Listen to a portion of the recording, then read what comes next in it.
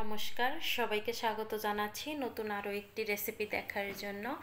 আজকের রেসিপিতে থাকছে সর্ষে পাবদা। গরম ধোয়া ওঠা ভাতের সঙ্গে আর কিছুই লাগবে না। চলুন মূল রেসিপিতে যাই। প্রথমে এখানে পাবদা মাছ নিয়েছি। আমি এখানে 7 পিস পাবদা মাছ নিয়েছি, আপনারা কম বেশি করে নিতে পারেন। তারপরে এখানে আমি হলুদ লবণ দিয়ে দিলাম। এরপরে এখানে 1 চামচের মতো দিয়ে দিলাম সরিষার তেল।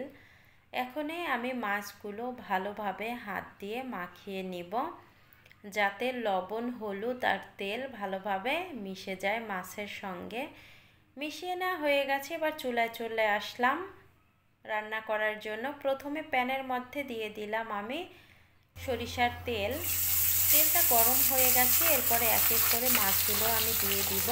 আর অবশ্যই তেলটা গরম করে তারপরে মাছগুলো দিবেন। পাবদা মাছ এমনিতেই নরম থাকে, নয়তোবা ভেঙে যাওয়ার সম্ভাবনা বেশি থাকবে।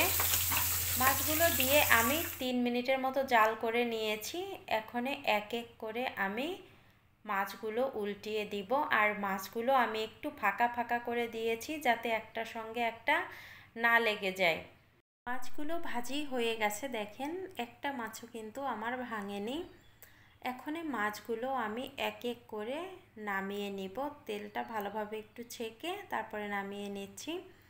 বাকি যে মাছগুলো আছে সেই মাছগুলো আমি এক এক করে দিয়ে দিলাম ভাজি করার জন্য। এই মাছগুলো আমি ভাজি করে নামিয়ে নিয়েছি। এই তেলের মধ্যে রান্নাটা করব, এজন্য ফোড়নের জন্য দিয়ে দিলাম কালো জিরা। এখন আমি এখানে দিয়ে দিলাম 1 চামচের মতো আদা কুচি। আদাটা কিন্তু আমি কুচি করে কেটে নিয়েছি। আদাগুলো এখন আমি হালকা আঁচে ভাজি করে নিব, যাতে পুড়ে না যায়। গ্যাসের ফ্লেম কিন্তু আমি একেবারে লোতে রেখে দিয়েছি।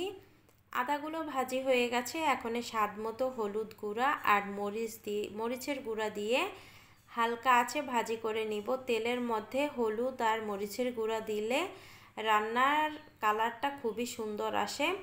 তবে গ্যাসের ফ্লেম একেবারে লো হিটে রেখে দিবেন, নয়তোবা পুড়ে যাবে।